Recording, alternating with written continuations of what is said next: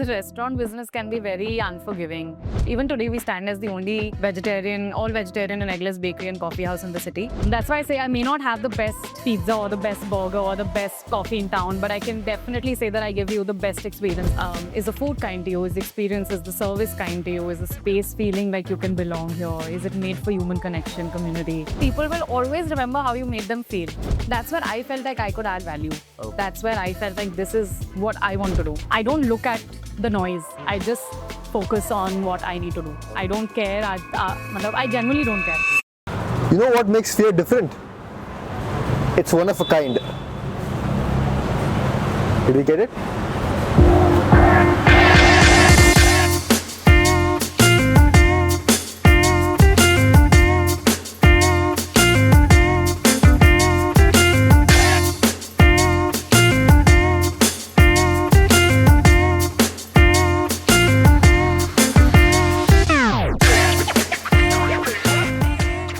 So Pallavi, thank you so much for having us at your place, The Kind.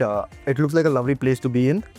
So my first question is, what's with the name Kind? Like, how did you come up with that name? It's so simple yet it sounds good. It sounds like a homely place. So why did you come up with it? Yeah, so the kind is made for humans. I feel like food and ambience and fragrances and textures and the entire experience sort of needs to move cohesively. And when we built Kind and we named it Kind, it was also more about whether is the food kind to you? Is the experience, is the service kind to you? Is the space feeling like you can belong here? Is it made for human connection, community? And what better name to just call it Kind? And we were just born in March of 2023, which was slightly just after COVID. And I felt like at that point, people were looking for community, were looking for interactions that felt safe, wanted, place to just feel belong, feel comfortable. And yeah, that's what we've tried to do with Kind. What does your entrepreneurial journey look like? You got into the restauranting business, which is a very, I'd say, a tough business to crack into. You got into a cafe business, which is very tough to do in the beginning. So how did you get into it? What pushed you towards, not giving up and build such a big coffee brand? Oh, thank you for those words. So I never thought I would get into the F&B. I think I'm an accidental restaurateur, very obviously. But I studied fashion and design. I grew up in Delhi. I studied in Bombay, and then I moved to Bangalore in 2015. And just food and cafe culture back in 2015 of Bangalore scene was very different. Bangalore had great vegetarian regional food, but there was not something that celebrated vegetarian produce under a global lens. That's the gap that I wanted to bridge, because coming from Delhi and Bombay, I felt like there were options in those cities where Bangalore was thriving on regional vegetarian food, but not so much global cuisine. And that was predominantly vegetarian. I'm sticking to the vegetarian part of it. And that's essentially where I felt there was a gap. There was a space where I could, bridge the gap between great coffee, great food, and great eggless bakery. And that's what I've tried to create. And I'm very grateful that the city has embraced the Kind so beautifully, because even today we stand as the only all vegetarian and eggless bakery and coffee house in the city. And we're growing rapidly. So yeah, I'm very grateful for. So when you decided to eradicate non-vegetarian food from your menu, wasn't it like a gamble? Because many people prefer eating something which has non-veg in it, which has eggs in it. It wasn't a gamble, actually. It was a very, very thought-through decision, because that's where I felt like I could add value. Okay. That's where I felt like this is what I want to do. And that is what has set Kind apart from any other resto cafe in the city or even in the country today, because I don't feel like I need to, create something that already exists. I always think about how I can add value to the industry, to people's lives. And when I started a business, it has to be beyond just the structure, right? It has to be about what are you doing differently. And that's when you're going to be able to thrive and continuously stay onto that mission.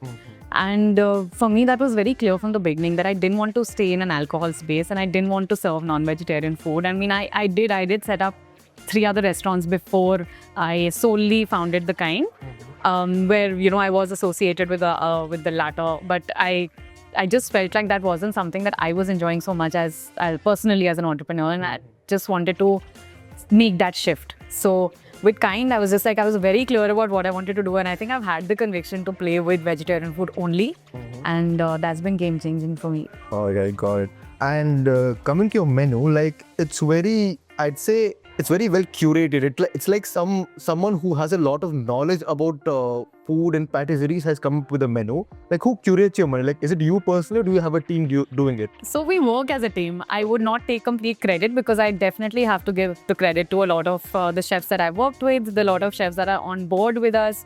Also, the experience of a decade in the industry definitely pans out to be able to do menu engineering nicely, which I think I'm again grateful for your words.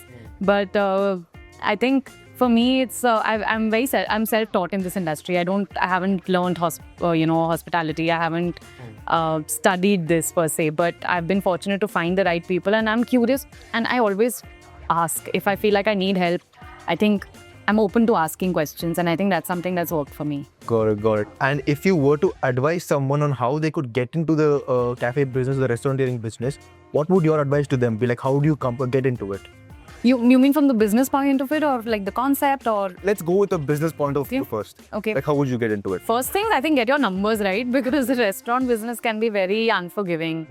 You don't start making your profits, or you need to have your cash flow in place from day one, or even before that, because at least 5 to 6 months of operations expenses should be accounted for. So if you don't have your numbers right in any business per se, but in the restaurant business, because you have the rents to pay, you have your salaries to pay, even if you get your vendors give you a 30-day or 45-day credit depending on the structure, but you still need to make sure that the ball's rolling.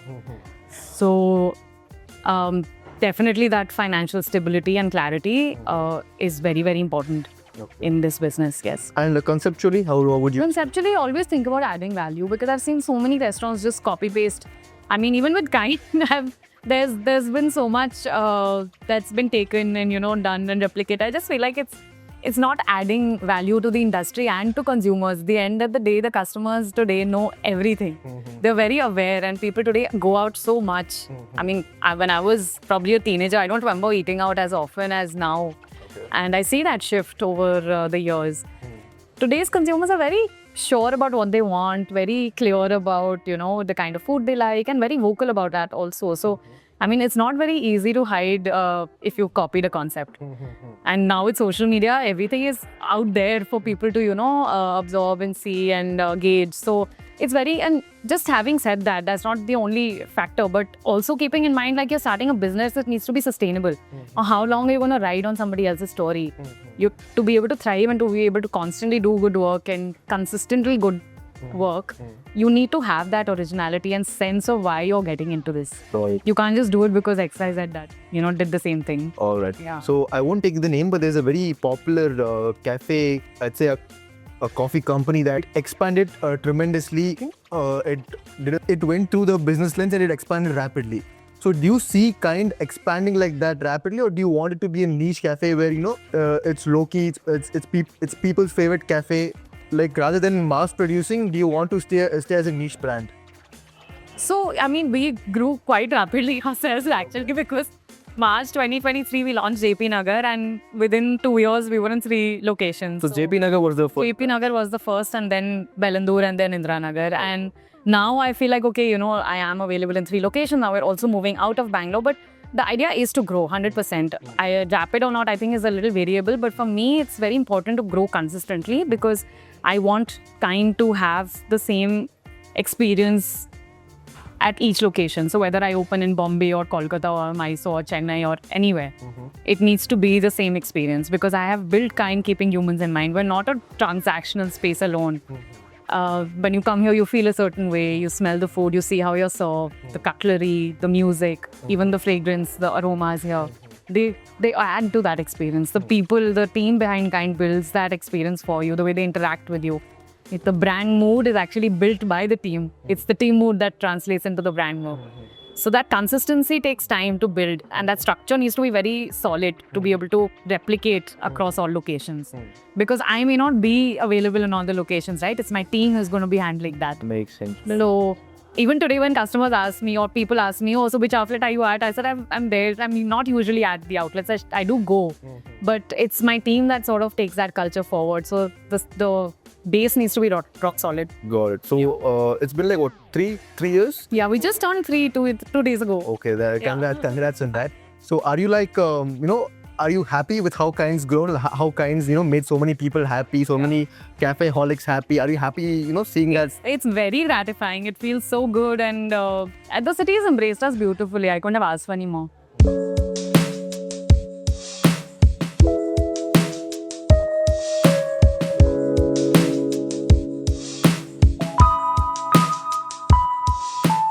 So Pallavi, Kind is expanding very well. It's doing great business. Now, with each new outlet, how do you maintain consistency when it comes to quality, with customer experience? How do you do it? So starting with hiring starts at least 3 or 4 months before. We train our team on ground in the system for about minimum of 30 to 45 days. That's ideal factor because then they know. It also becomes muscle memory in many ways. And you need to start pre-plan. So that's what works in terms of, bringing the experience together. And same with the kitchen, we try to hire the team beforehand. So then they are acquainted with the SOPs, the recipes. Also, we make sure that the team tastes everything. So we have team trials that we do, which is very, very, very important. And also vocab test. Just for them to know the kind of ingredients we're using. Now, if like gochujang right now is so popular, like Korean flavors, right? A lot of them don't know how to pronounce gochujang. So it's important for them to know the ingredients, what you're working with in the beginning. Give them a trial, give them a taste, let them experiment with the flavors. So even with service, if you ask them for recommendations, my team has tried every single dish. So they're able to talk to you, understand what you like, and be able to recommend. That training and that kind of experience to create the training needs to sort of start early. So it sort of instills in their system on, how the conversations need to be. And for me, I think hiring has been one of the most fun things to do. I really enjoy meeting people and hiring. It's been fun. I enjoy it a lot. I normally hear people say hiring is the most tedious process. It is tedious, but that doesn't make it not fun, no? So it is tedious for sure because you see all sorts of people. But when I look at a CV, of course, qualifications are a bonus. But I also look for really good people. For me, honesty, loyalty, values is very, very important. And the rest I know I can build and train. Even if, I'm not a trained restaurateur of sorts, like I'm not trained in hospitality, but happy to sort of share knowledge, being able to, up their game and up their skills. But I cannot teach people how to be good human beings. So I really value that when I meet people and hire. I think that's something that is a top 3 for us. Got it. And keeping the human aspect aside, we also have very clear SOPs. So there's structure in the company which is replicable. So from our checklist to our SOPs to opening, closing, in the middle, ordering, indenting, everything has very clear formats. That brings a lot of structure and, just clarity within the team also. They know what to do. So even if somebody quits and somebody else is joining, the system is in place. They know from where they need to pick up. There's no loophole. So that makes it more scalable as a business. As a business? Yeah. Got it. With expansion, I believe comes competition. So how do you see the competition in the cafe business right now? I am a very secure founder. Okay. And I keep telling this to my team as well. There was, in one of our locations, there's a coffee shop that's open literally right next door. Okay. They poached my CDP chef. They poached my cashier. They were also hiring, sitting in my store. The team told me that, ma'am, there's interviews happening, and all of those. Yes, all of that was happening, and of course, we put an end to the you can't have a line of people just standing there and giving interviews in my space. But when all this poaching and stuff was happening, I was just like, even if they literally take my chef away, they cannot take the kind out of kind. So the experience that makes the people that build the kind of feeling you get when you come in and dine here is not something that's replicable, because even if you take my food, you may not be able to replicate the system or the experience that a Kind can give you. That's why I say I may not have the best pizza or the best burger or the best coffee in town, but I can definitely say that I give you the best experience in town. So you believe experience trumps taste any day? It has to be cohesive. Okay. It has to be cohesive. My food is not bad at all. I'm very proud of No, I food. I can vouch for that. I Great. can vouch for that. Yeah. But the experience definitely ties it all together because people will always remember how you made them feel. They may forget the dish, they may forget what they had last, but they will always remember if the team's treated you badly or somebody's spoken with you aggressively or you've not felt like, you can be safe in a space like this. You'll always remember that you didn't feel like you were welcomed at a space or, the hostess there didn't smile or somebody didn't treat you well. You always remember that. So for me, competition is, I'm so secure that I don't look aage piche left, right, kya chal raha hai. Even my team knows this. They do get little like, oh, they opened that. Our business actually grew by 10-12% Okay. when that other brand opened. I think God's just been kind to me. Kind's been kind to me that I've just been able to focus on what I need to build. And I think that's where I have also been able to stay very clear in my goal and my mission with what I want to do with vegetarian coffee, vegetarian food and coffee and bakes because I don't look at the noise. I just focus on what I need to do. I don't care. I genuinely don't care. And the people who know me, my team will tell you this, that I don't know I've been serving matcha since 2018. Matcha since 2018. Yes, in one of my other restaurants. So, even with matcha how now becoming a whole thing, I was just like, I don't care I don't hop on to trends. Of course, we make a nicer menu for people to be able to try that because there is a demand. People come in and ask for like non-milk flavors or, do something new with matcha. But as an ingredient and stuff, we've been working with it for so many years.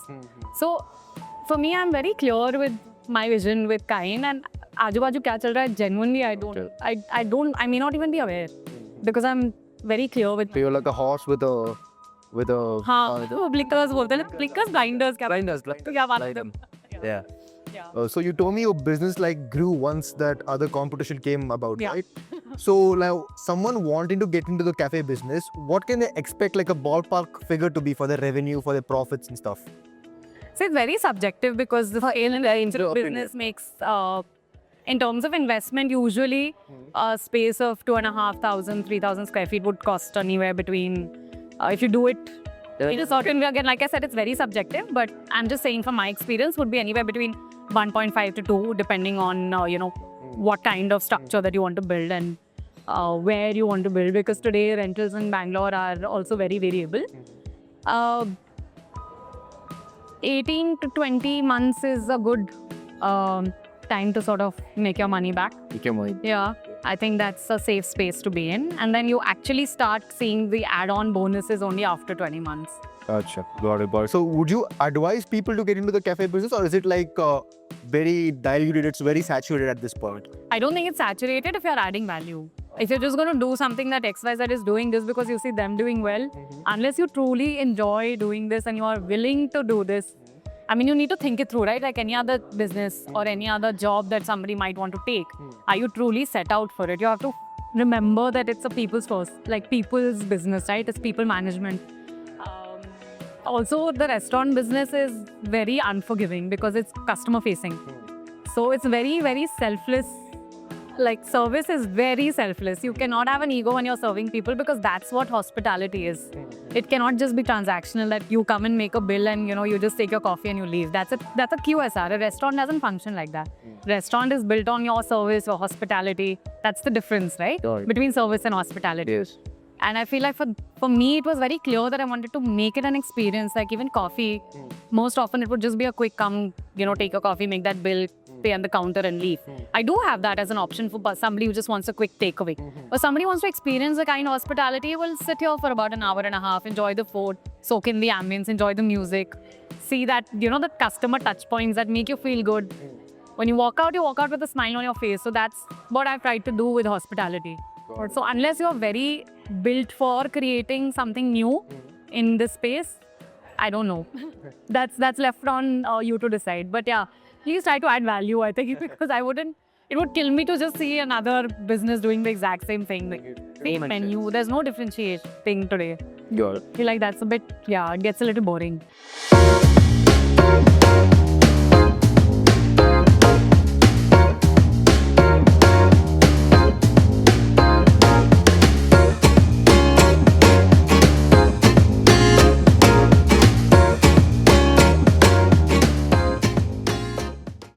Can you tell us a bit about the machinery used at Kind? Yeah, so this Italian Sanremo, this is known to have no boundaries. Okay. It's a beautiful machine built by coffee professionals. This is Italian.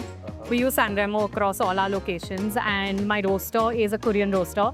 Right now, yeah, because we're 3 outlets as of now, we're also going to be upgrading the roaster because it's not fulfilling our capacity in our usage. So, yeah, but this is a Korean machine, and I like that it's completely automated, so it sort of makes the process easier and quicker. Yeah, we also have manual brews. We have an AeroPress.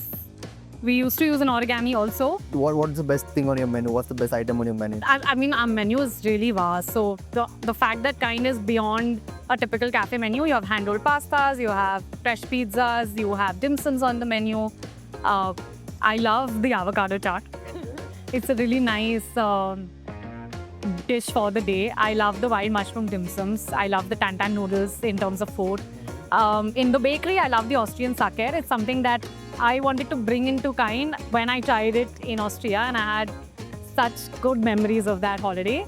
And yeah, that's a little bit of when you enjoy something great that's during your travel. Not really replicate it, make your own version of it, but you can't really replicate it because the ingredients are so different. I may not know that heritage recipe also, right? So I try my best to make a version of it. It's sort of Kindanized, if I can say. But yeah, it's as close to a sacher as I have tasted. So in my opinion, it is a great one. Is health an important factor you keep in mind when you're making your? No, we're not positioned like that. I wouldn't want to because this sort of diverts it, because I don't give calorie counts at the Kind. Of course, I have a greasy, cheesy Korean bun on the menu, and I have a bakery which is like buttercream. So I'm not really positioned as a health this thing. But there's one thing that I definitely want to talk about is how varied the food is, because we have things for everybody, and the Kind genuinely has customers that are kids to senior citizens, and we're literally built for everybody. So if somebody asks me to define my TG, it's hard because Indiranagar has a very different dynamic, Bellandur has a very different dynamic, and JP Nagar is opposite this beautiful temple and has a very different dynamic. We see like 60, 70-year-old sometimes is coming in and enjoying a cup of coffee. Here we see a lot of young energy, a lot of neighborhood, people coming in with pets. People coming in with kids, families, also work. It's a mixed vibe in Indiranagar. Bellandur is high energy tech park. It's a little cocoon within a commercial building. So it's a very different energy. So I can't really define my TG today because it's literally everybody. Got it. From foreigners to Indians, everybody is here.